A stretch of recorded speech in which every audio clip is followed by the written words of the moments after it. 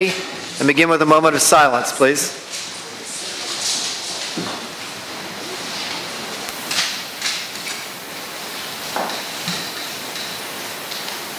Amen. Thank you. Next on our agenda is approval of the August 15, 2017 minutes. We have a motion. We have a second. Is any discussion? Additions, deletions? All in favor? All opposed? The ayes have it. Next, Ms. Wharton.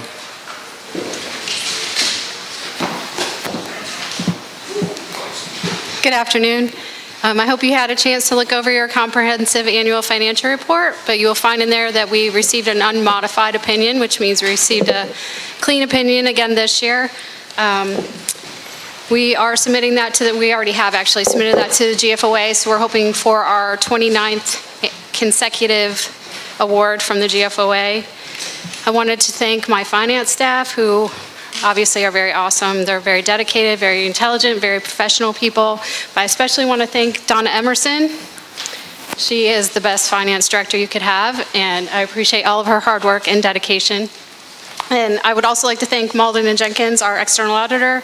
And with that, I will turn it over to Miller Edwards, who is the partner and shareholder of the firm. Yes, sir, Mr. Edwards. Thank you. Good afternoon, good evening, afternoon. Not sure what time it is right now. As she just mentioned, I'm here today to cover the annual audit. I'm going to just hit highlights of the audit process itself. As you know, you're a 12/31 year in. We came out here, I guess we didn't start the audit until mid-May, something like that, to really get it cranked out. But everything went real well. Like she just mentioned, we also were able to issue clean opinions. That's what you always want to hear. Meaning, when we say a clean opinion, we mean that we believe the financial statements that have been presented to you do present in all material respects the results of operations, your financial position, all those kind of things that you want to know. That's our job, is to share with you if you can believe what you see, and you can indeed believe what you see. Additionally, we do a single audit whereby we test their compliance with rules and regulations relative to certain federal grants. This past year, you all took in about $8.5 million worth of federal monies through the city for various and sundry things.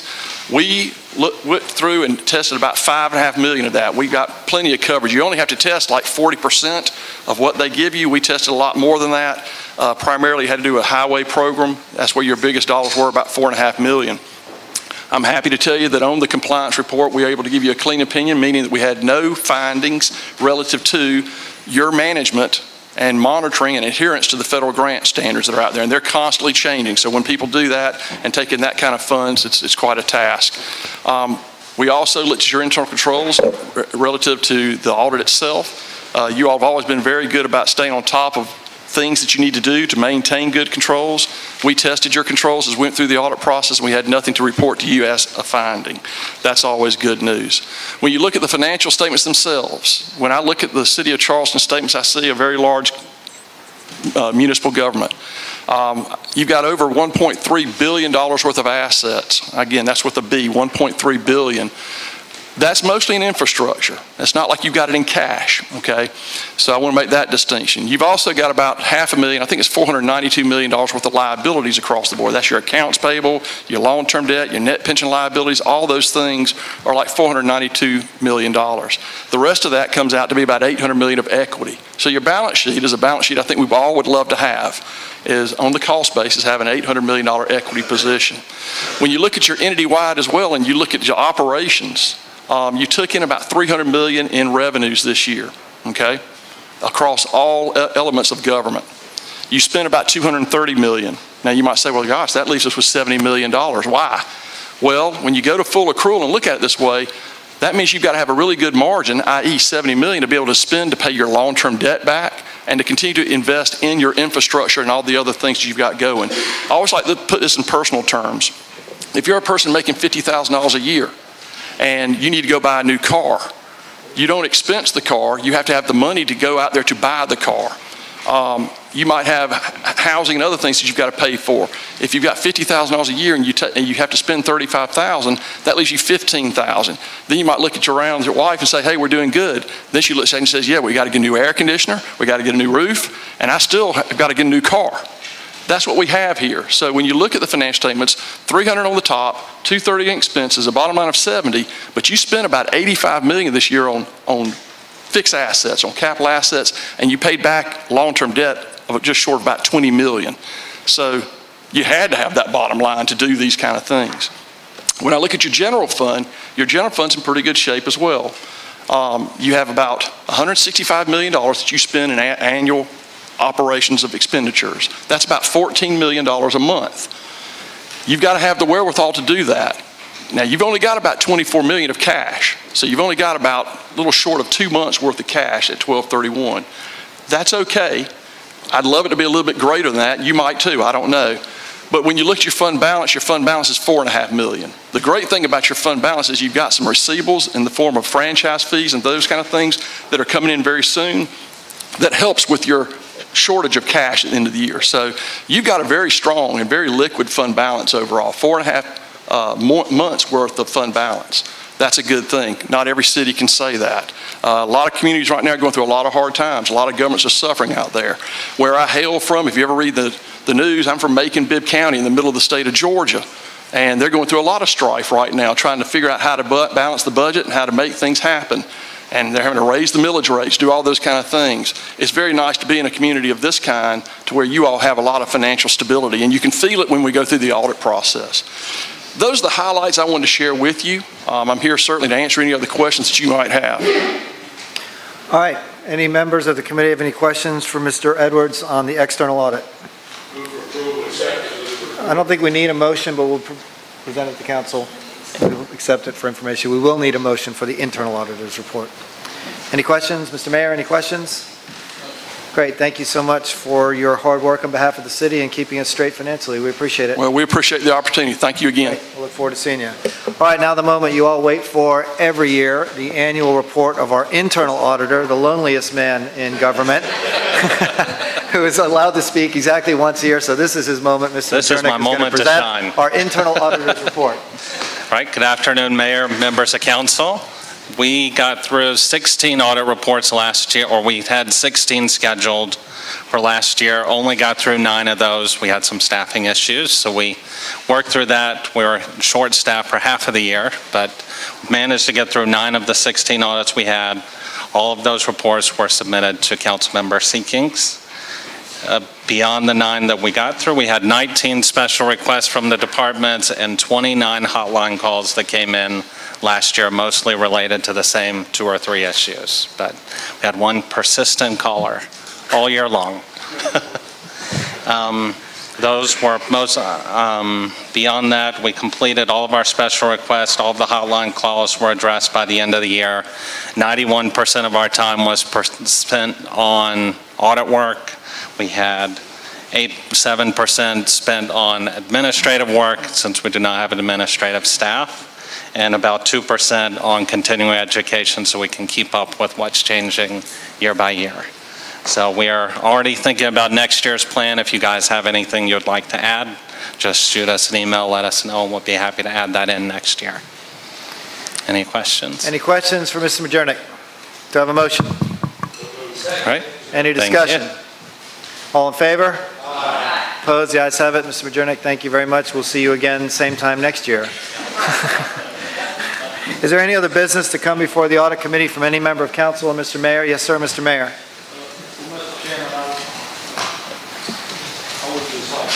Reiterate our Chief Financial Officer Wharton's comments about her excellent staff, and particularly Donna Emerson, and her service to the city has been remarkable. And I think the report speaks for itself. Our fund balance, frankly, is as high as the city of Charleston has ever enjoyed last year. And I think the finance staff is to be highly commended for that. And I agree with that. Any other comments or questions? So I'd like to echo what the mayor said. Thank you all to the finance staff, particularly Ms. Wharton, who gets to hear from us a lot. She does a lot with the little. For those of you who haven't done it, particularly those who are new council members about to go in your first budgeting process, I do recommend that you pick up a copy of this comprehensive annual financial report, look at the numbers, and the other thing you should really look at is the statistical section, which is an unaudited section which should open up your eyes about what's going on both in our city and our region and the growth that is coming at us like a freight train right on top of us, and it is going to present unique opportunities for us to succeed with our budget process going forward. There's a lot of interesting stuff in there. So thank you all to our external auditors. Thank you to Ms. Wharton and her staff for all the hard work they've done. I absolutely do want to give them a round of applause.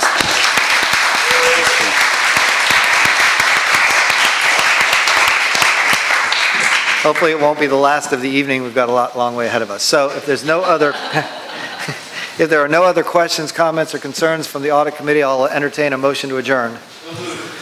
All in favor? Aye. So adjourned. All right.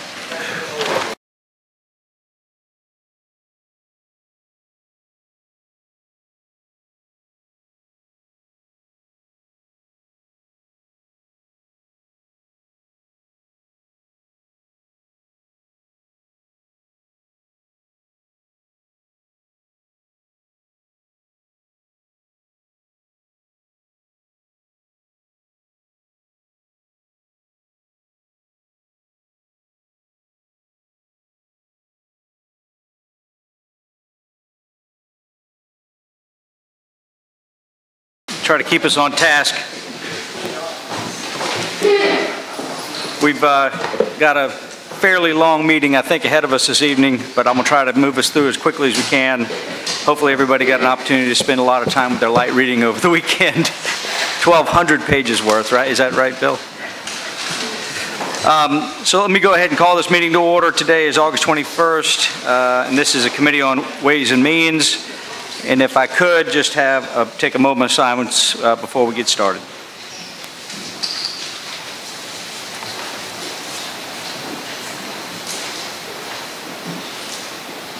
Amen. Thank you. All right. Next item on the agenda is approval of the minutes for July 12th and 17th. I got a motion. Is there a second? Second. Councilman Moody?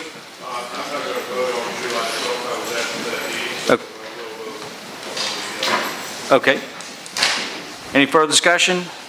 Hearing none, all those in favor signify by saying aye. Aye. Those opposed? The ayes have it. Item 3 is bids and purchases. Is there a motion? Any discussion? All those in favor signify by saying aye. Aye. Those opposed? The ayes have it. Item 4 on resiliency is approval to accept the hazard mitigation grant in the amount of $56,250 for services. Any discussion? I think Moody. Any discussion? All those in favor signify by saying aye. Aye. Those opposed? The ayes have it. Item 5 is approval to submit an application for $1 million for the 2018 Mayor's Challenge Grant Program to fund innovative ideas. Any discussion? Mr. Chairman? Mr. Mayor. I would like to just commend the city, first of all, because we were the winner of just one of about 30 cities nationwide out of hundreds that applied in the initial round of this Bloomberg Mayor's Challenge, which led us to this second application. The first grant we got was $100,000. And we utilized that to put together this grant application for $1 million. It was led by Mark Wilbert, but also importantly, Robert Hauk and GIS, and Katie McCain and Cameron Wilson, but many other staff members. We have an excellent proposal. We're told we're in a good position. There'll only be $5 million winners, and I think we're in the running. And I just want to let everybody know they did a great job putting our application together. Yes. Great. Any other discussion? Hearing none, all those in favor signify by saying aye. Aye. Those opposed? And the ayes have it. Item 6 is Police Department approval to accept the 2017 award, Edward Byrne JAG Grant, award amount of $22,204 for single-purpose EDT K9. Any discussion? All those in favor signify by saying aye. Aye. Those opposed?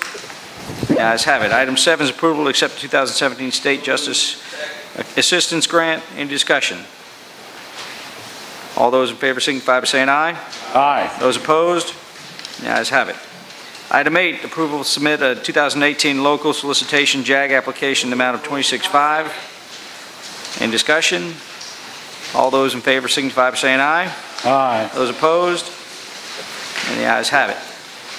Item 8, Traffic and Transportation, the Police Department approval to submit a national, number 9, apologize, thank you, Madam Clerk. National Complete Streets Coalition grant application for Safe Street Academy to train and enhance interdepartment traffic management. Any discussion? All those in favor signify by saying aye. Those opposed? And the ayes have it. Item 10 is Mayor's Office on Children. We take 10 through 17, they're all taken care of, they're all stuff like that, no match, many of these things. We take 10 through 17 is one item. All right, so with that, we'll take items 10 through 17. Is there, and any discussion? Did you get them down? Multiple options? There you go. All those in favor signify by saying aye. Aye. Those opposed? And the ayes have it. Item 18 is Police Department approval an agreement which provides the Charleston Police Department access to College of Charleston security cameras. Any discussion? Councilor Seekings. I just have a question. If the police chief is here on the,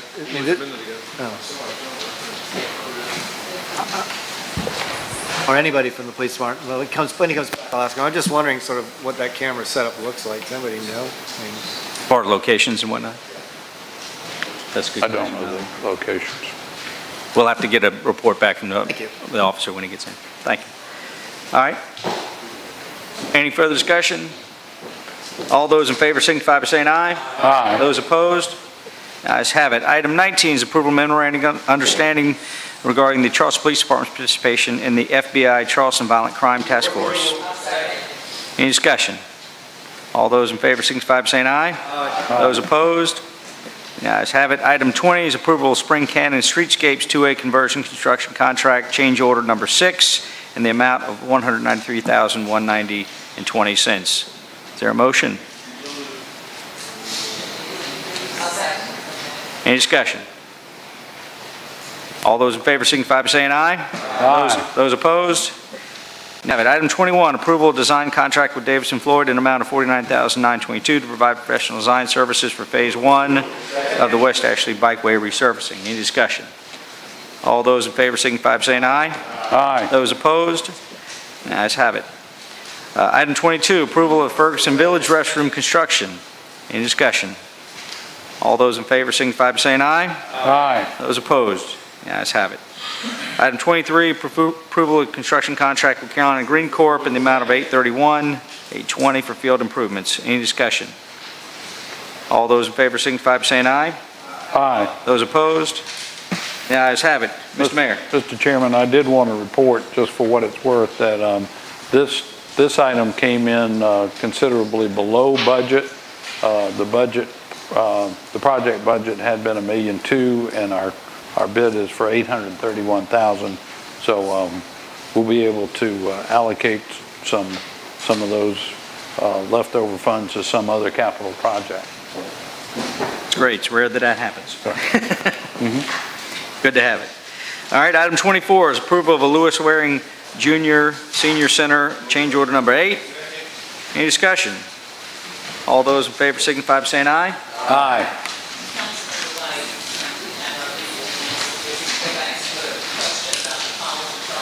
Oh, okay. Councilman Seeking? Yeah, I was just looking at item 18, which is the agreement between the College of Charleston and our police department for access to their camera system. How extensive is their camera system, and is it a fairly robust system? Yes, a couple months ago, we entered into a similar agreement with MUSC, and I don't know how many cameras they have. This is just for their external cameras. It wouldn't be with any buildings or anything like that. And the idea would be is in an event of an emergency, flood, any kind of public disturbance, that we could turn those cameras on and see what's going on in the streets before we send officers in there. So we have independent access to those cameras. We can turn them on and off too? Excuse me? We're going to have independent access to those cameras?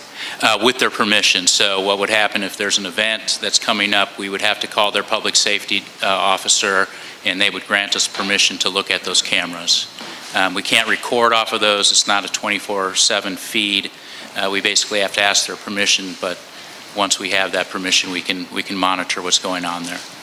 And that's similar to what we have with MUSC. So. Thank you. All right, thank you. All right, I think we're good on 24. Do we need to pass that, or do we? We did? We're voted. All right, we're good. Moving 25. All right, public service, item 25, approval of Bufane Street check valve project change order number 1. Any discussion? All those in favor signify by saying aye. Those opposed? The ayes have it. Item 26, approval of Smith Street Brick Arch Repair Change Order Number 2 in the amount of $25,369. Any discussion? All those in favor signify by saying aye. Aye. Those opposed? The ayes have it. Item 27 is approval of NPDES Work Authorization Number 8 MS4 permit with AECom to increase Master Professional Services Agreement. I've got a motion. Is there a second? Any discussion? All those in favor signify by saying aye. Aye. Those opposed? The ayes have it. Item 28 is approval of Rutledge Avenue emergency repair. Was there?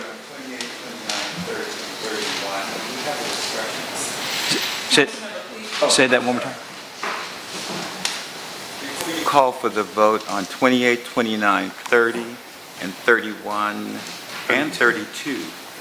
Can we just have a little discussion? Sure. If there's no concerns from council. Councilman Gregory?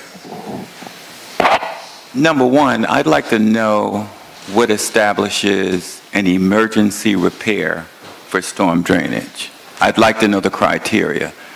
And why I'm bringing it up is, as we look at all these emergency repair projects, they all seem to be in one district.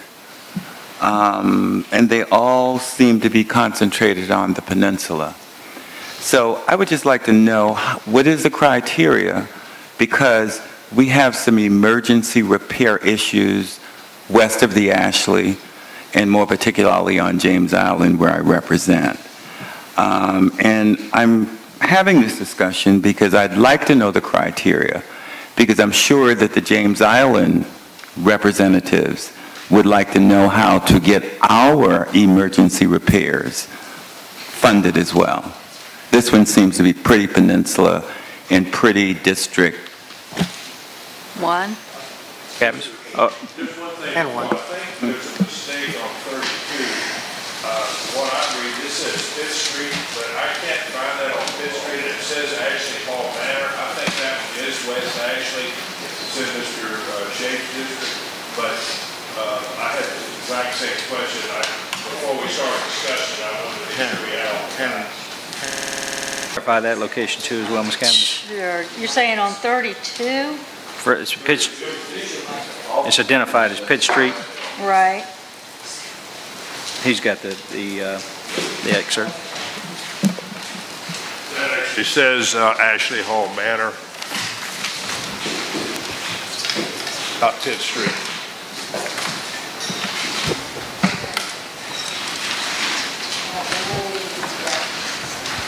And that is West Ashley, not downtown. So, I mean, I can see, I had the same problem, Mr. Gregory. So most of these emergency repairs, a lot of them started out as cleaning a storm drain out, and when we got into the storm drain, we found the pipe in such disrepair that if we didn't go ahead and repair it right now, we risked having the road collapse. And downtown, we've just got a lot of these old clay pipes that were put in starting in the late 1800s. 1850. Some of them 1850, and clay pipe generally has a 50-year life in it. In the Smith Street case, we got into the Smith Street line and started cleaning it.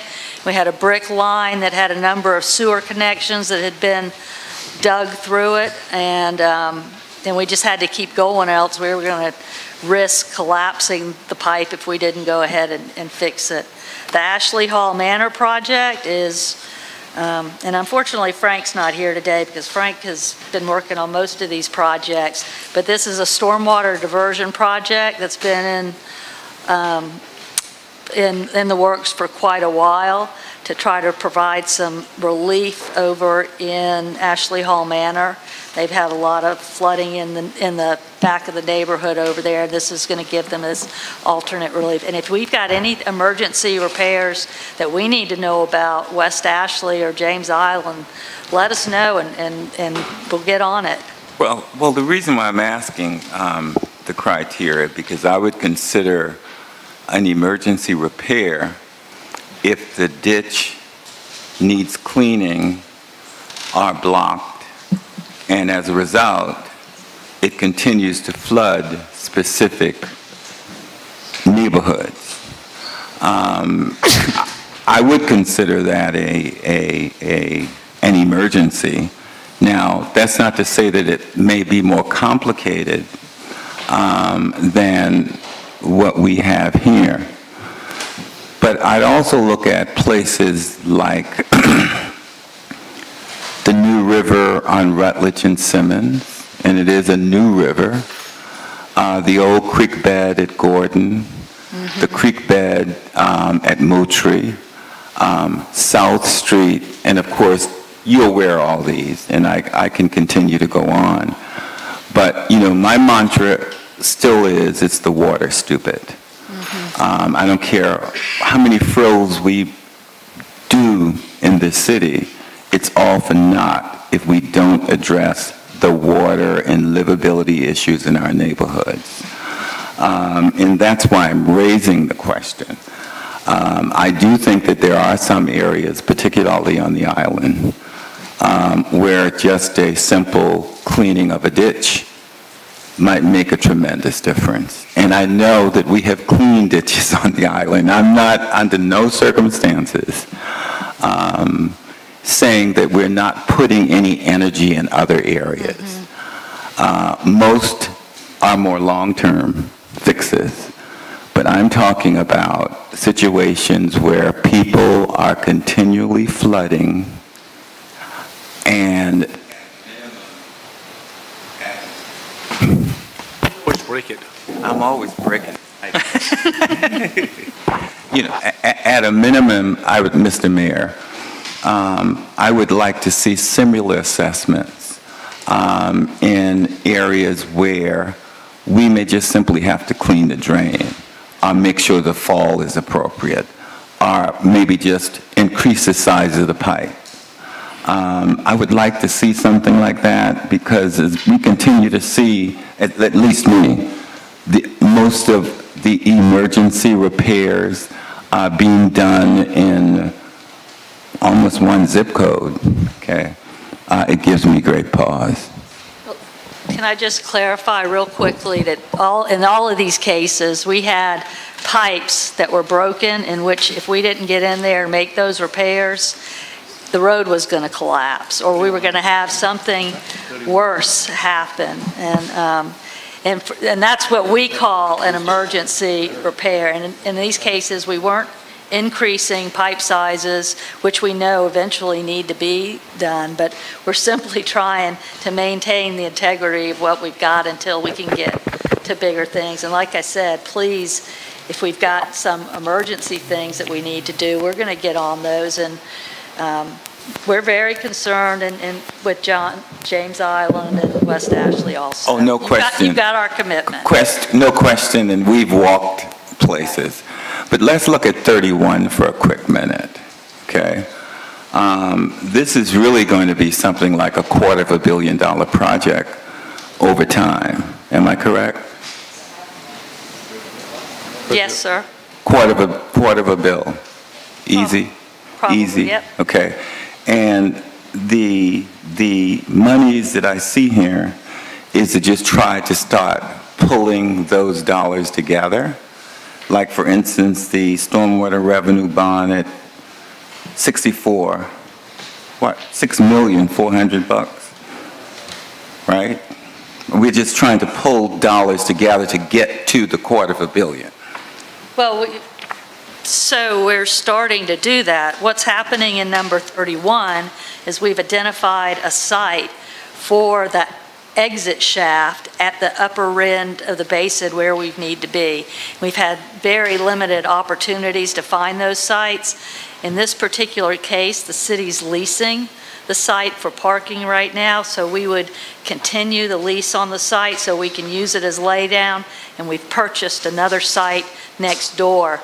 In order to keep from having to pay extended rental on this property, we want to go ahead and design and build that shaft now and get it in the ground so that we can then release that property back to the property owner for the use he wants to have.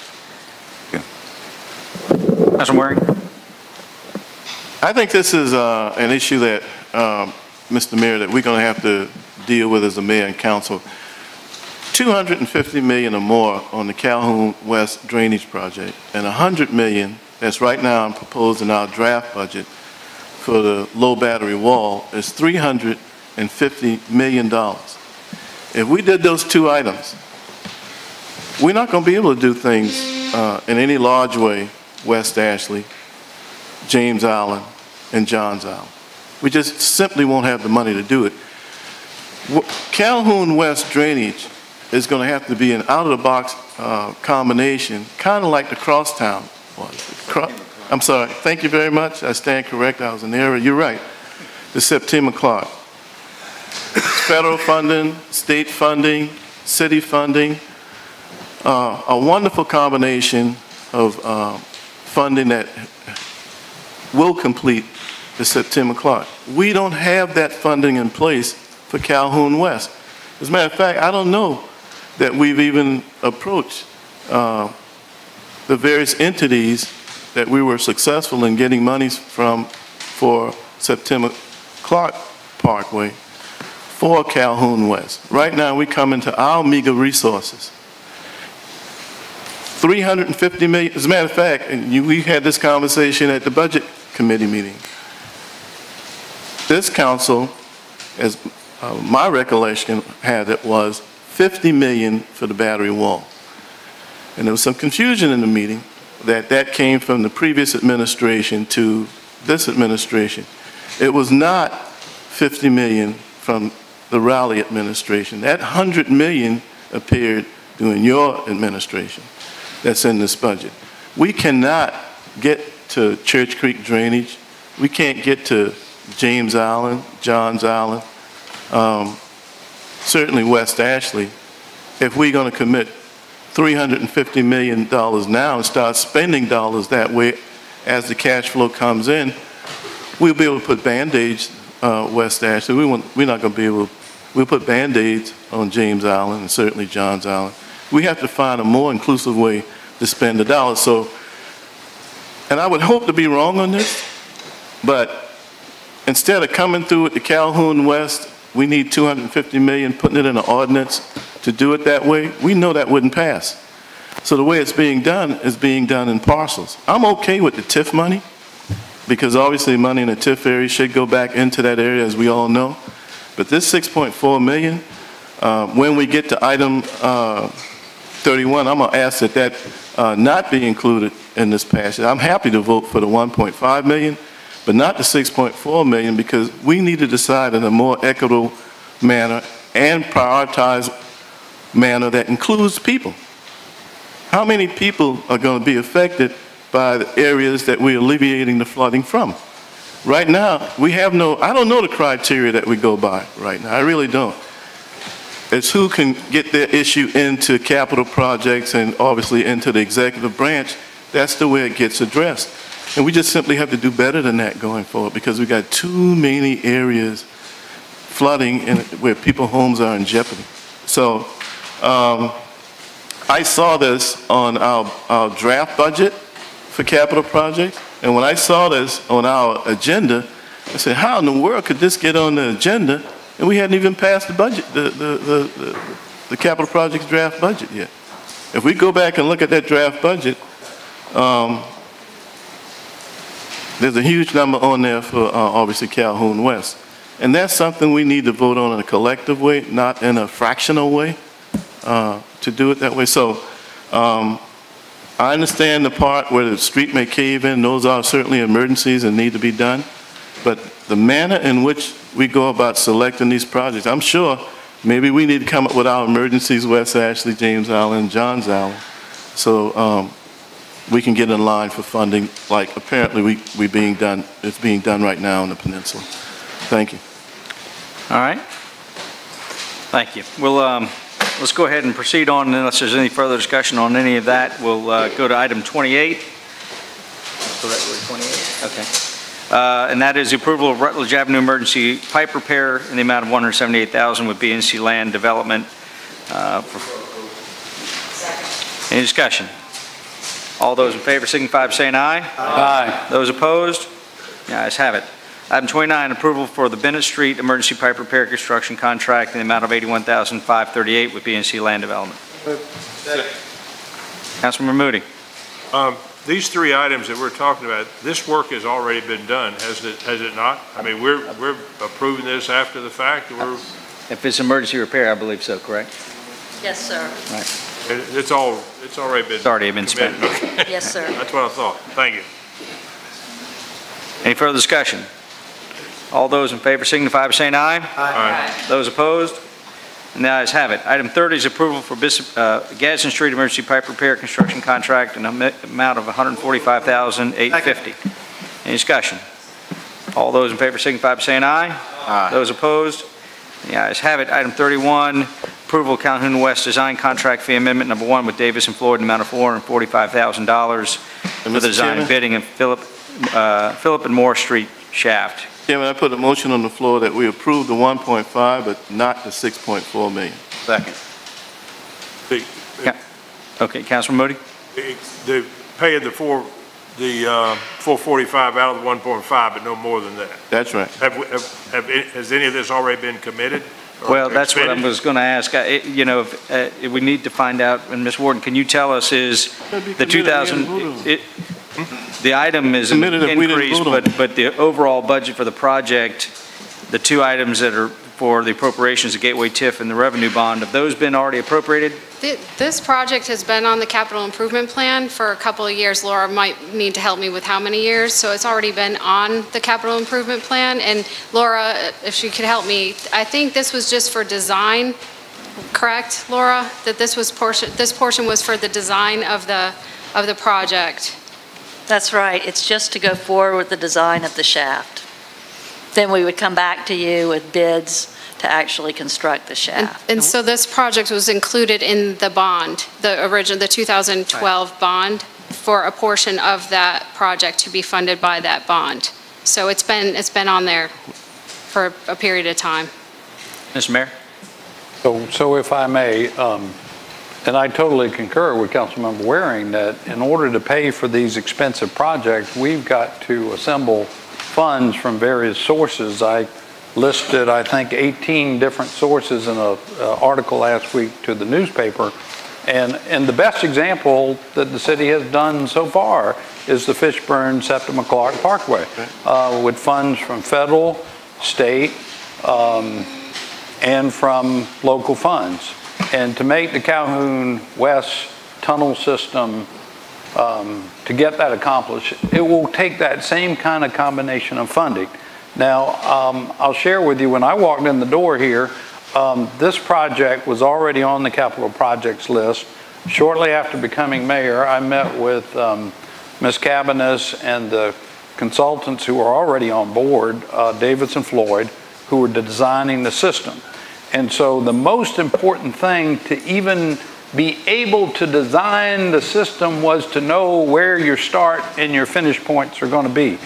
And so I'm so thankful, even though we don't have anything in writing yet, that the Coast Guard, the United States Coast Guard, has been very amenable to utilizing the Coast Guard base at Trad Street as being the end point where a future pump station would go.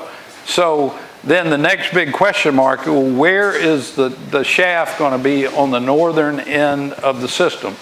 And I met with the board at Ashley Hall School about a year ago. I mean, we've been working on this ever since I became mayor to try to find a site. And I hate to say it's a little bit like not in my backyard, but the board at Ashley Hall, and they have about 4.5, 5 acres of property there total. They weren't really interested in doing a deal with us and asked me to look elsewhere. And so Colleen and myself and others have been scouring other locations where we might be able to find this northern shaft location.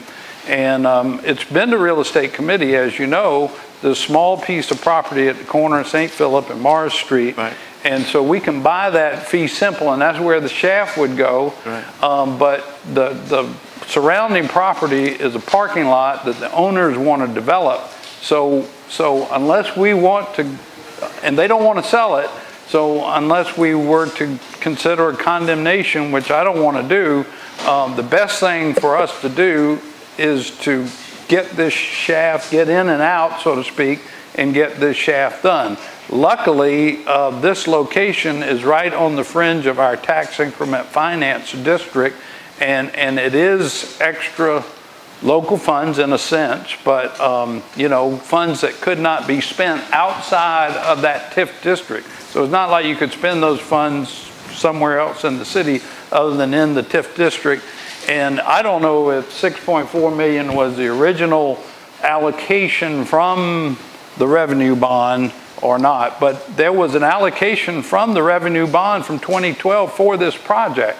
So I respectfully believe we should move forward with this design and bidding for this shaft. I know maybe you could argue we're getting a little ahead of ourselves. I'll acknowledge that, but I don't know how else you could have the potential to do the project down the road unless you confirm where the big A and the alpha and the omega are, beginning and the end, and lock that down. And that's what we're trying to do. Mr. Chairman, I voted for the $500,000+ to buy in the real estate committee. Right. As you know, I voted for that. Yes, sir. So we know where the alpha is. I voted for that location. Right. I'm talking about the 6.4 million. And the reason you can talk about the specifics about all of the specifics about Calhoun Street drainage is because, and we cannot talk about the specifics of West Ashley, James Allen, and Johns Allen, is because over the last 20 years, there's not been any concentration on alleviating the flooding on James Allen, Johns Allen, and West Ashley. All of the concentration for the last 20-odd years has been on the peninsula. Now, it's not going to hurt us to defer this 2 weeks, so we can have the same discussion with you, our capital projects people, our financier, Ms. Wharton. But I still maintain we are doing this in phases, and monies can be moved around. And we know monies can be moved around. I am not talking about the TIF districts. If we're going to get any major appropriations for serious funding, West Ashley, if we spend $350 million on 2 projects, it's not going to happen. Let's tell the people that now. Let's look in the camera and let's tell the people that with these 2 projects, $100 million at the battery, low battery wall, and in excess of $250 million for Calhoun West drainage, we're going to be busted until those projects get done. There's got to be another way of doing this. Mr. Mayor? Mr. Chairman, I'm acknowledging you're right, Councilmember Waring. We got to get a combination of federal and state and local dollars to pay for these big projects. Now, just recently, we finished about a $12 million drainage project, Phase 1, Forest Oaks, which is West Ashley. That's right. We're beginning Phase 2. We discussed in public service just an hour ago, beginning a project in the Church Creek Drainage Basin. We've completing right now a complete inventory of the doo-wop section of West Ashley along with the county to identify projects. Respectfully, we are spending money, not as much, I'll acknowledge, but we won't be able to complete Calhoun West without getting federal and state dollars. There's no question about it. You are right. And we're on the same page. Yes, so sir. We're making progress. My point is that we put money aside for these projects on the peninsula in advance. We put, how much money we put aside, Ms. Wharton, for the low battery wall? It's about 28 million? 27 million. 27, 28 million. And we did that over a period of years. That's right.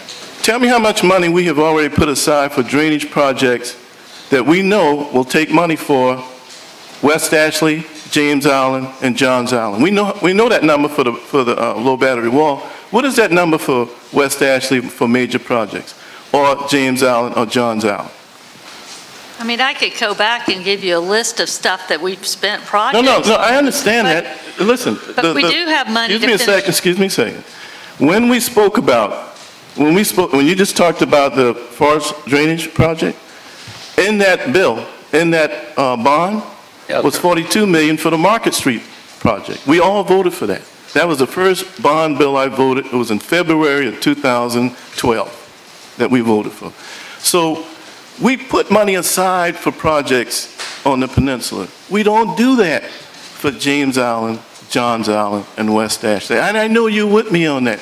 We're going to start this, if we're going to start that process, it has to start this year. Let's do it. Well, that's why I want to hold back this $6.4 million, and we sit down and talk about it. And if I could maybe just interject, and let me make sure, so if we've already basically allocated or effectively had this within the capital projects budget, broken down into these two funding sources, but we actually haven't started the project because the design elements haven't been done yet. So we're basically appropriating the resources now, $1 million after the change order, $1.5 million towards the design to begin the process. Within the TIF district, it has $1.5 million. So if we're in agreement that the TIF district funding is appropriate, but there's some question as to whether or not the 6.4 is the right source of resources, I would contend, and again, I'm looking around if any of our staff would disagree, that we can move forward with the design element, and even if we have a further discussion after the fact on how we fund the rest of the project and broken out. Am I correct in saying that? Yes. You're right. So is that what, That's all I'm asking. what you're looking? That was my motion. Okay, all right. Okay, that was my motion. All right, I just want to make sure we're all on the same page. Okay, is there, Councilman Moody? Let me ask a little bit of a clarification there, because I think this goes much further than this. If we just look at, say, the lower battery, for example, we've set aside that $27 million, but we haven't signed any contracts or done anything. I mean, if we needed to, we could reassign that money if we needed to. Is that correct or not correct? I mean, we haven't signed any contracts to fund that lower battery. And just like we haven't signed any contracts for this $6.2 million, I mean, we've just set it in a hole there and said, okay, put it over there. But if we decide that we've got a higher priority, we could say we need to spend it over here. Is that not correct, or am I missing something? Not that I want to do that. I'm just saying. We could do that, but it's not a good policy to do that. Right. Yes. Okay, but that's my problem, is we have set aside $6.2 million for this Calhoun West, and it. For design, right. Yeah. So, but we're not talking about whether we're going to get state money or federal money or any other kind of money. Maybe if we get that money under our policy would still be available and everybody be happy. I think that's what Mr. Waring is trying to, what we're all debating here is that it's kind of been reserved, but it's, we're not going out looking. Except for we allocated, and Laura, correct me if I'm wrong on this, because I'm not exactly sure where we are in the design of this, so it's already started, so those funds are, right? They've already started working on the design, which we've already set the funds aside for that we would need to use to pay for it, or are we not there yet? You're talking for the design for the shaft? Or for the project itself? For the wall? Or are we talking Not the wall, for the shaft? Calhoun West. Calhoun West, right. So we've still been working under our project engineering contract. This is additional fees, and they will begin that work to go ahead and work on that shaft. Mr. Mayor, let me, and I'll come back to you, Councilman. Chairman, I just want to address a question by Councilmember Moody about the money that's been set aside for the low battery wall. Most of those funds have come from either hospitality or accommodations. So what you said is correct, but if you were to reassign those dollars, it would have to be for a qualified tourism-related infrastructure project. Right. Just want to clarify that. Councilman Waring? One reason we need to go back and revisit this, in 2012, we didn't have all the flooding events that we had in, was it 15, 16, and 17. In 2012, we didn't have dozens of people or tens of dozens of people flooded out of their homes. Priorities change. And we, remember, there was a previous council, of which I was part of, that voted for that. We're going to spend money on planning things, and I understand that, but we can divert potentially some of this money to fix things now. Because in most cases, the fixes, if you will, West Ashley, James Island, Johns Island, certainly, I haven't heard of anything that comes remotely close to 100 million. Certainly not 200 million, not 250, or 300 or 350 million. So we have to reassess, that's all. Councilor Siggins, did you have a question No, I have a comment. or statement? Are we a question period? No, but I do have a comment. Thanks.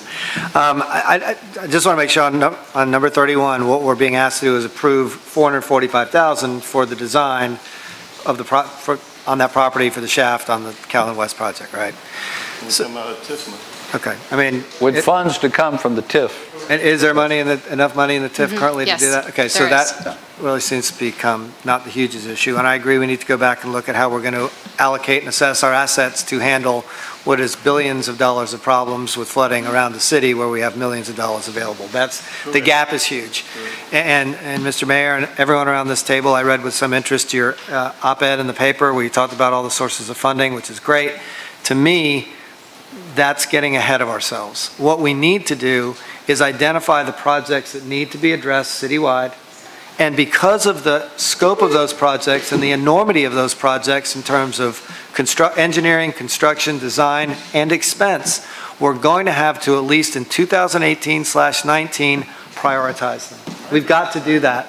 And you've got to start somewhere. And so we need a list. I mean, literally 1 to 10 or A to Z, whatever it looks like, and then start identifying funds. And we need to get going forward once we prioritize them and getting them designed so we can take them to market. You can't take a project to market if it's not designed. And I would just like to sort of point out, before we get too regional about this, this is a citywide problem. Water's everywhere. Councilmember Gregory ran on the issue that it's the water, stupid. That was his campaign, and it worked by about it worked by about 67 votes, and we're glad that he's here. I mean, so it's water stupid. But one of the things I would ask this group around this table, because we're the stewards of this now, and it is our water. We own that water, and we got to move it. One of the projects out there, Calhoun West, is not a Peninsula versus West Ashley versus James Island project, and here's why. The very middle of that project, right in the middle of it, is our hospital district. MUSC, Roper, and the VA. And we just went through our audit committee, and the budget that was put together in our 2017 comprehensive report. If you look at the back, there's statistics about not just where people live, but where they're employed, right? MUSC, 15,000 people. Roper, 5,500. The VA, 1,500. That's employees. Every citizen in Charleston and in the Charleston region needs to, wants to, and has to get to our hospitals. Without them up and operating, we're shut down. So as we think about priorities, it's not saying that the Church Creek Drainage Basin, we built a community in a drainage basin. Hello? I mean, we shouldn't have done that. We need to go back and fix all that. We need, as a group, to have priorities before we think about funding sources and all that, so then we can match funding sources with projects that are up, running, designed, and prioritized. So every time we have a small piece of a project that's on a Ways and Means Committee agenda, we don't have a big argument about regionalization of what is a citywide problem. We've got to get after this citywide. So that's just my pitch. I do think we should approve this design again so we can get that shaft in place. And then if we have to workshop this, I don't care what it takes. Before we get into the budgeting process, before we get into it this year, we need, Mr. Mayor, a list of priorities for projects that address flooding. We've got to have it. Got to have it. And then after that, we can talk about the money. So that's my sort of 2 cents. Councilwoman Jackson. Thank you, Chairman White. Yes, I totally agree. As much as I think I'm standing in my corner on James Island. My motto when I ran for office was preserve and protect James Island, and I do try to do that every day. And the mayor and Ms. Cabanis in particular can appreciate, I write them every day about something that is, a huge issue that we don't understand the origins of a lot of the water problems that we have in the outlying boroughs.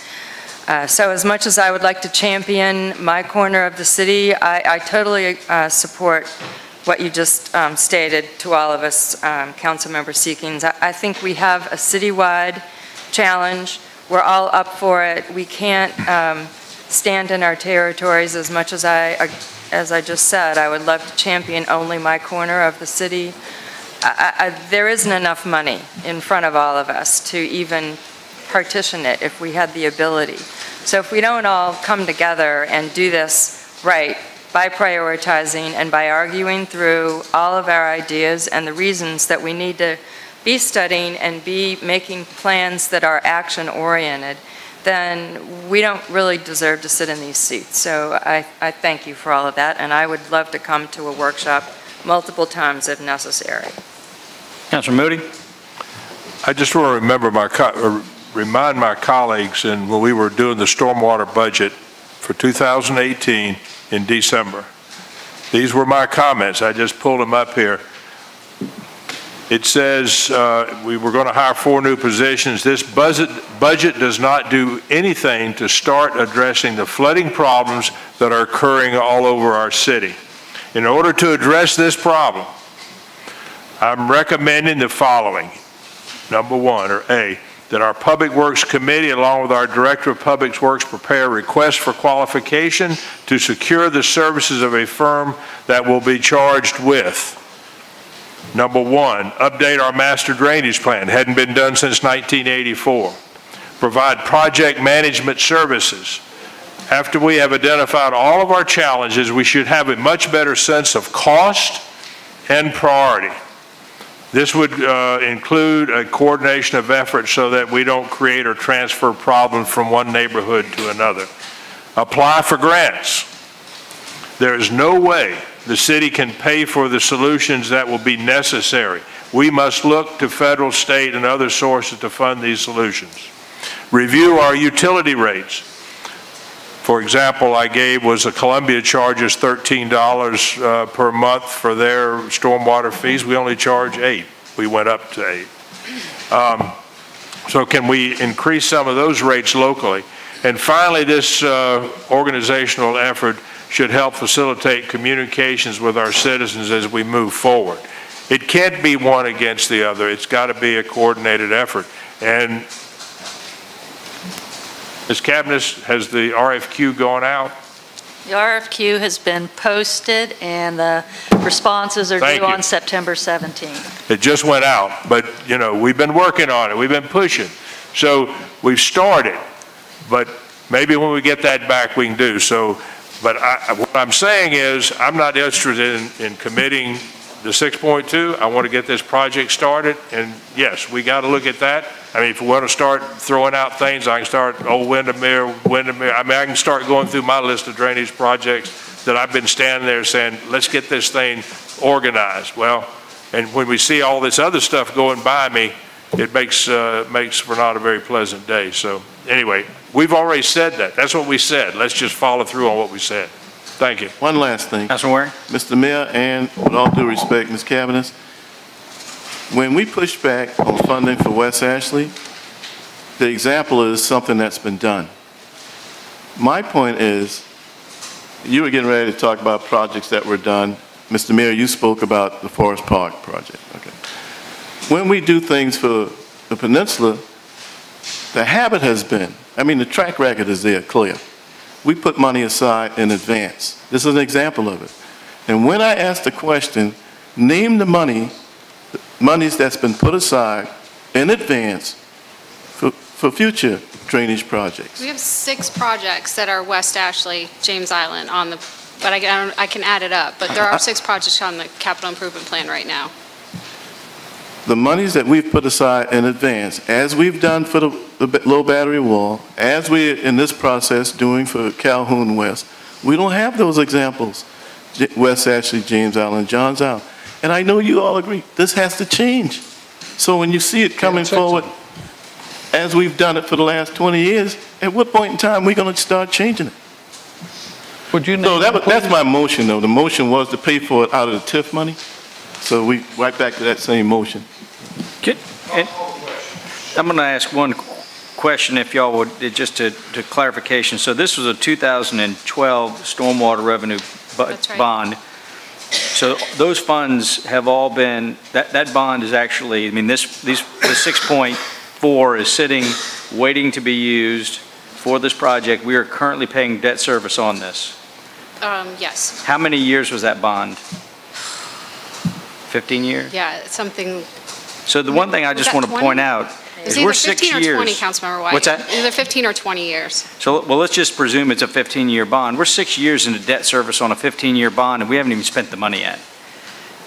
So that's the other thing. We've got these funds out there. We need to move a little bit more expedient to so I don't mind that we move forward tonight, but let's not move forward. Let's not delay too much longer. We do have requirements to spend that money, and we report back to them every year where we are, how we're doing, and they understand that these projects take a long time. But we do have those requirements with that bond. So we watch it every single year. Yes. But the bond itself, it says what projects you're going to do.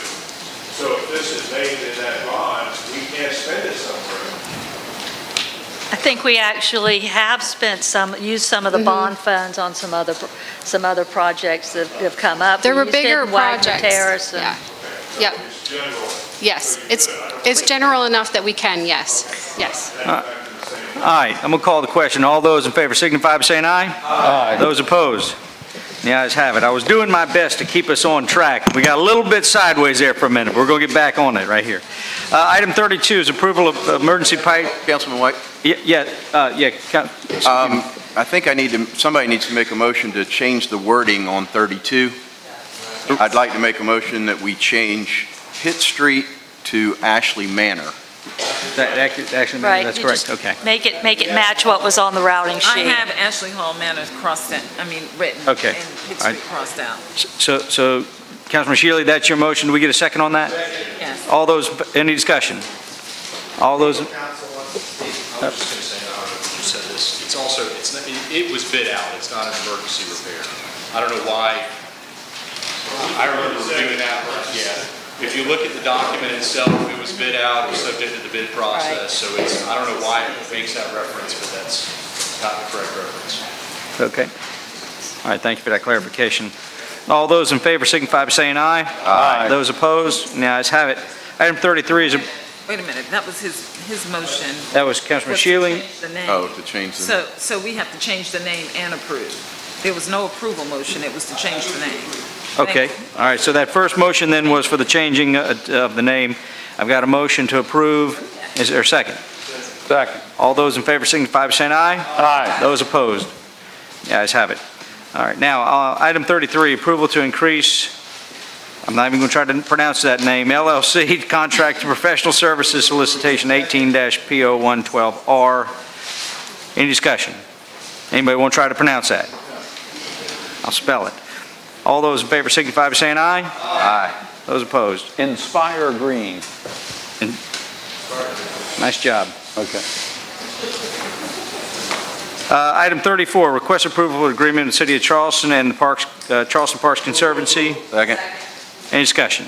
All those in favor signify by saying aye. Aye. Aye. Those opposed? And the ayes have it.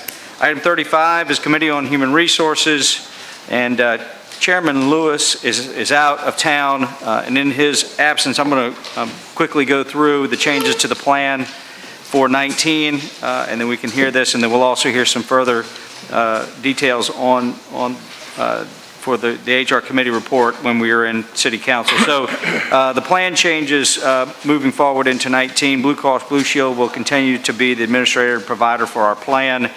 There were 3 recommended changes that were approved by the HR committee to reduce the deductibles max on the HSA plan. That was for a cost of $40,000. Increase the deductibles on retired PPO. That was a savings of $8,000. And to receive current formulary rebates that we do not receive today, but we will moving forward, and that will give us an additional $137,500 in a savings towards our plan. And then lastly was to fund each SA account and 300 for an individual, 600 for a family, and that was a $48,000 cost. The overall budget in 2019 is $20,930,656 $656, which was a 1.1% increase, and that was a $221,930 increase year over year from the 18 budget to 19 budget. For approval? Anyone from the HR staff want to add anything else? Ms. Cross? Ms. Dean? Everybody's good? Okay.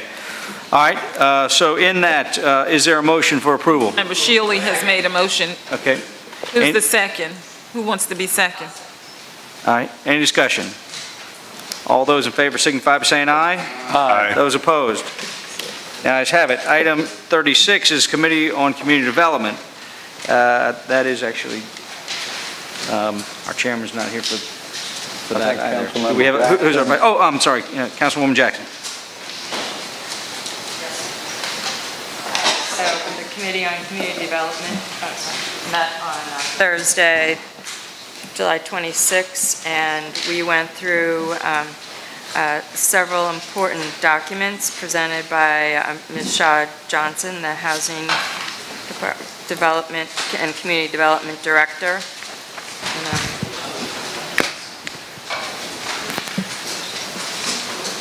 Sorry.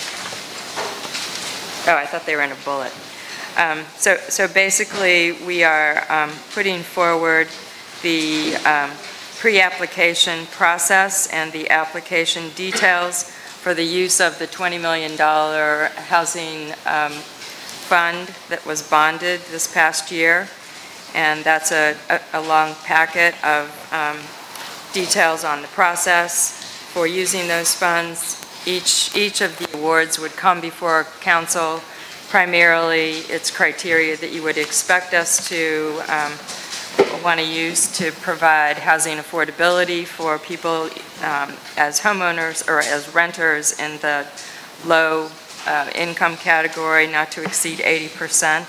And then any awardees for the use of those funds will be scored on a exacting point system that will be explained during the process to the applicants and also to the council as we would make those decisions.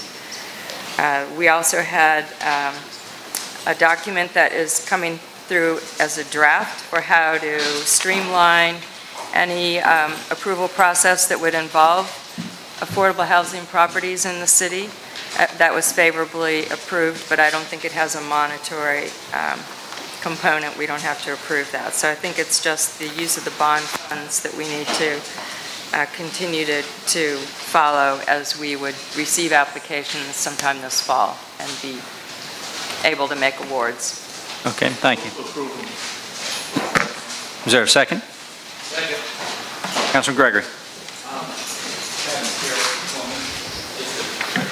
Yes, sir. Vice Chair, and I'm sorry I missed that meeting. In reviewing the strategic plan package and the point award, yes, I saw nowhere in the package that dealt with certifying for the non-discrimination requirements. While I know these are not federal dollars, to the non-discrimination requirements or anything with regard to affirmative marketing efforts. I'm sorry.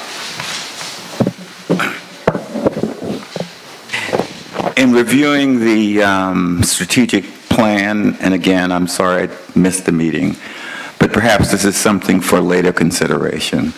I saw nothing in the plan that dealt with affirmative marketing efforts, particularly for those least likely to apply, given the location of the project. I saw no certification for any of the applicants to certify to non-discrimination requirements, particularly the Fair Housing Act, fair lending, et cetera.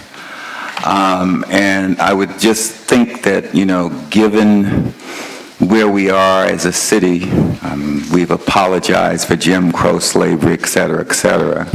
I think as we move forward, we need to make sure that those links are a part of any ordinance or any plan that we put forward, that we make sure that the affirmative component is there, consistent with what we do in our federal housing programs, and to make sure that whoever gets these dollars certified to the non-discrimination requirements.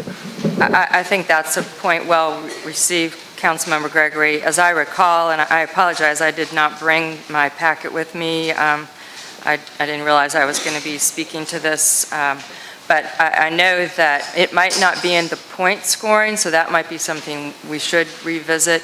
But certainly every affirmative action, fair housing, every federal requirement that you are just mentioning is attached to the application and required of any grant recipient or bond fund recipient.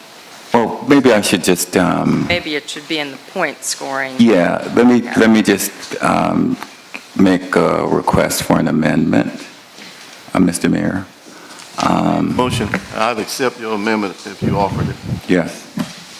Ms. Shaw Johnson's going to come to the mic if she's got some further. And I do know that, as I read through it, we do take a look at past litigation.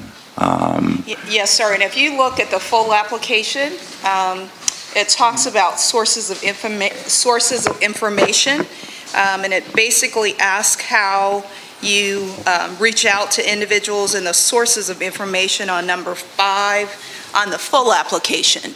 On page 11 of 22, it goes into site selection, occupants, the population you intend to serve, the income level. So are you speaking to specific language? Yes. Relative to? Yes, to affirmative marketing approaches and making sure that there are no outstanding complaints with respect to discrimination with respect to the applicant, just as we look at litigation, past litigation. So, I just think it's somewhere in the point system. And I want to think it is, because in addition to looking at the state LIHTC application, we also conferred with the city of Charlotte as well as the city of Austin. We'll go through it more carefully to look at that, and certainly if it's not here, we could include it in any documents that are signed by the developer to ensure that language is inserted appropriately. I appreciate that. Thank you. It certainly was the intent of the committee as we put this forward, so. You're making an amendment well to the taken. motion. All right. Yeah. So that, my motion includes his amendment, Mr. Chair. Okay. Thank you. Councilman Siekins? Thank you, Mr. Chairman. I actually have a couple of questions. One is sort of a form question. Is the plan now based on the approval by the voters to issue a $20 million bond?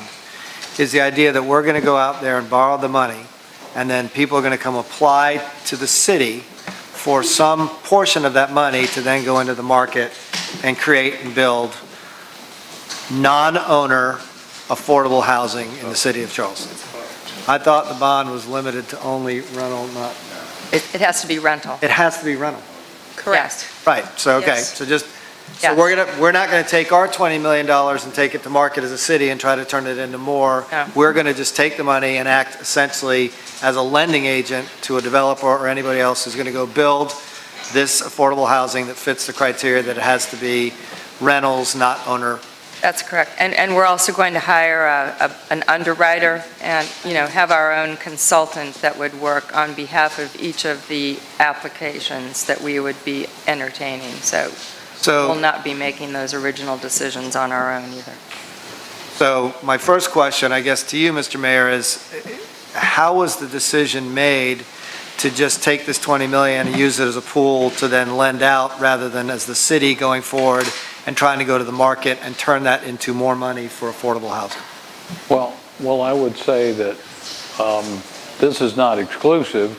I was just raising my hand to share that I wouldn't view us as being, out of the picture. If we own a piece of property, for example, the parcel that we just recently bought along the low line, and we feel like we can put 50 units on there, we may end up being a partner with someone else developing that for rental product on that property. We may be in the deal. I'm not saying by approving this tonight that we're guaranteeing that we're just acting as a lender for all these Again, funds. I'm interested in what the policy on all this is going to be. It's a lot of money. We need affordable housing all throughout the city, and I think we need to have a pretty clear understanding of the policy of where this money is going to go and how it's going to be spent. So, Mayor, if I may, the idea is that the city can also access these funds as needed, so that brings another amount of leverage to the deal. In addition to that, in lending to nonprofit developers who are building affordable housing, this is also bringing a level of leverage because it is likely, because of the amount of the bond funds in itself will not fund a project in its entirety. So you're bringing other bank leverage, you may be bringing LIHTC monies to the deal, for these. And I get that. That leads to I've got a few questions about this, sorry.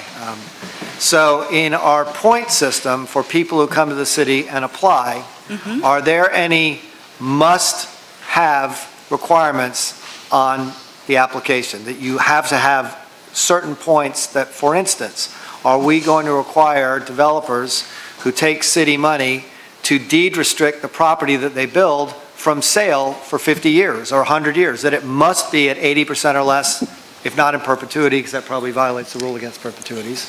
Yes, so in fact, 50 years. The city committee, one of the changes they asked that we make to this was that we apply a longer or a higher percentage of points to a longer affordability period. So we're advising developers when we come in what the expectation is relative to the affordability period, because the city committee and city council has said more than once, we don't want the one-hit wonders. We want a longer-term affordability, and so if you check the amendment there, the 90-year plus affordability period gives you the higher percentage of points if you're applying for the funding. Okay, and then my last question is this money only going to be used as loan money as opposed to money that's put by the city to a developer without a payback obligation? Are we going to require everyone to pay the money back?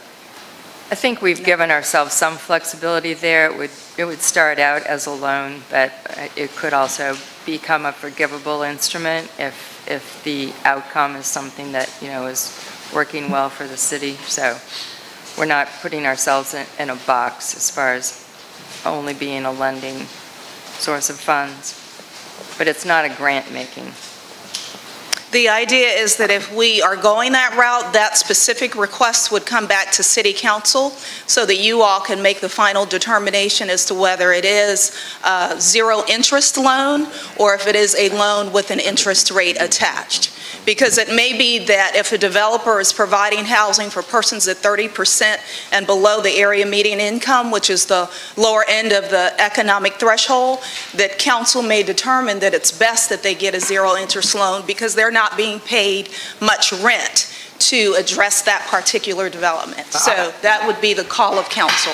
I get all that. I just want to make sure that we maximize the bang for the buck, that we just went out there and asked the citizens to go borrow these $20 million, that it goes to do exactly what we told them it was going to do. It's been marketed that, or it's been communicated that this is repayment, but again, the option is there for when developers bring a particular project that is deemed appropriate for 0% interest, that call is made by council. And I'll give it up after this, but it's something I'm acutely interested in. One of the things I think is for sure is that people who come and make application to the city for some of these funds are going to be making application other places, LIHTC being a perfect example, and other places. LIHTC, by the way, and correct me if I'm wrong, and I've got the experts around this table, only requires 15 years of affordability, right? Then you can go to market. So we just got to be careful that, sort of mirroring what goes on at LIHTC and other places, that we extend terms to the extent we can and give people points for that above and beyond. Yes, sir. We do it now when we put home funding in particular developments, many that you have approved for Humanities Foundation, for instance. Typically, our affordability periods at minimum go 30 years when we're doing rental, 90 under our first-time home ownership program. Mr. Chairman. Councilman Gregory. The one person that I know how to leverage limited dollars into millions of dollars, into literally hundreds of affordable units, is our Director of Housing and Community Development. And I do think that she's well aware and keen that we've got to turn this $20 million into $100 million in terms of the kind of affordable units that we develop, especially if we do it by gap financing. Right. We still get the credit. Sure. You know how to do it, so I won't question you on that at all. I just wanted to make that statement. Thank you. You're welcome. Thank you. Any further discussion, Councilman Shade? Just want to clarify one point on this.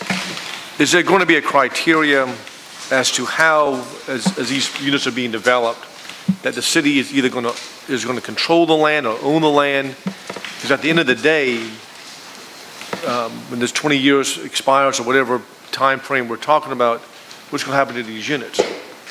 Are we going to own this? Is the city going to own this property? So you're asking, is the city going to own the properties that we lend? So we go out and have a developer come in, and that developer wants to create this affordable housing. We're going to have this $20 million at our disposal to fund that. At the end of the day, what criteria, if any, are we employing to make sure that we still control the property? Traditionally, Councilmember Shade, we don't control the property. What we do is put instruments in place that prevent a developer from then turning that property over or flipping that property. We have restricted covenants that are recorded along with a note in a mortgage that says, developer, you can't allow this property to become anything but what it is for X period of time. And that's the point. At X period of time, it expires. So successor council are going to be addressing the same issue again. And it may be 20 years, it may be 25 years, it may be 50 years. But the housing shortage is going to be a problem that we're all inherited, and we're going to be passing on to our successors. And so I think maybe the other portion of this that we need to be considering is that as we're going through this process, that the more control we have over the dirt, the land that these units are being built on, the better off we're going to be able to plan to maintain control over affordable housing. And that's a huge issue, and that was, I thought, was one of the main criteria that we discussed when we passed this $20 million bond referendum, voted to approve it, to put it on the ballot, that we have control over these units. Because the alternative to this is that at the end of the day, and it's going to expire at some point in time. It may be the easier way of doing this is an easement or some other way that we can use our legal counsel can come up with a creative method of doing this, but we've got to control this property. Because at the end of the day, if we don't control it after a period of time, then we're back to square one all over again. So I think part of the criteria that we need to incorporate is how do we maintain control of this property? After this $20 million is expended, and we're gone from this council, and another council comes behind us, how are they going to address that problem? And that's a huge issue, I think, that we're not taking head on. So, Councilmember Shade, I will just say, because when you talk about control of property, then you're talking about actual purchase and or joint ownership of that property. Currently, under our home ownership initiative, we have a 90-year restrictive covenant with 2 10-year successive covenants. We won't be here when those end, but nevertheless, the idea is that once those properties, those 90 years burn off, then the city has the option to buy those properties back, but that is only an option, because once it's sold, it is literally, owned by someone else other than the city. So certainly the city could put in provisions that allow us to own, but then the city will also have to come up with additional dollars to buy into that ownership. Yeah, and it may just be a deed restriction or maybe an easement to something we see that incorporates into this overall. That's all I'm asking. Yeah. All right. Any further discussion? All those in favor signify by saying aye. Aye. Those opposed? The ayes have it. Item 37 is Committee on Real Estate. Chairman Moody. We had a lot of stuff. I'm going to go through each one of these real quick and then you can ask any questions at the end. Item A was a memorandum of agreement. This was approved by a vote of 5-0. There was only 5 of us there. Item B was this underground parking easement. That was approved by the committee 4-1. Item C is a that purchase and sale agreement of the 1.5 acres to the bus reps at transit location. That was approved 5-0. Item D was joint use agreement with Charleston County School District. It was amended to include the property outside the city. It's a joint use type of thing. If there was a piece of property, Gresham Megan, I think, was the school over on James Island that was mentioned that's in the county, but it's right out, and we could use that too. So we amended that, and that was approved by 5-0. Item F, wait a minute, did I miss one? No. E. D, that's the one. E is the one. Oh, that was Councilmember Gregory's. We agreed to sell 113 to Calhoun Street. That was approved 5-0 for that museum with all the reverter clauses. Item F was a memo of understanding with South Carolina Electric and Gas, and that was to gain and give a whole bunch of easements and access to property and various sites around Hampton Park. There's a whole bunch of nuance to that in terms of what we were doing there, but we agreed on that 5-0. The item G was approve the easement agreement on parcel, I think it's B on Nassau Street, where we just had the groundbreaking for that Grace Homes, I believe it's called, the granted easement on the other side of that, and that was approved, and I think there's been some subsequent conversation, but we'll bring that back if there's anything else to talk about there. Item H, there was 3 annexations that were all approved. After that, we went into an executive session to discuss some legal issues on the Archer School and the sale of the property on Bufane and Archdale and Market. There was no action taken in that, but after we got the information after the executive session, we voted unanimously to request that the mayor respond with a letter back to this person that was interested in buying the property, that we were not interested in selling it. So that was approved. So I present all of that as a committee report and make a motion that we approve the same thing. All right. Any discussion? All those in favor signify by saying aye. Aye. Those opposed? The ayes have it. It's on the text. I believe that is it. We will, sorry, Councilman Waring. I just saw item C. It was up for second reading. Can we do? Item, which item? Item C. We give it third reading Can we at go? council. Okay, good. Council. We're good. We'll give it third reading at council, right? Let me look at. Oh, second reading for, C-37? For that piece of property. we'll get, Yes, give it second, third reading for Council. yes, it'll be part of the Ways and Means report. Okay, Good stuff. Thank you. appreciate that. Second readings. Do we All right. need to give it a third? No, because you've already adopted it. It was a part of this Okay. report. We adopted the report and then Yes, we'll you give adopted second, it third. with the report. All right. And then we will give it its individual reading at the appropriate time. Gotcha. Okay, great. All right. If there's nothing else coming before the committee, we stand adjourned.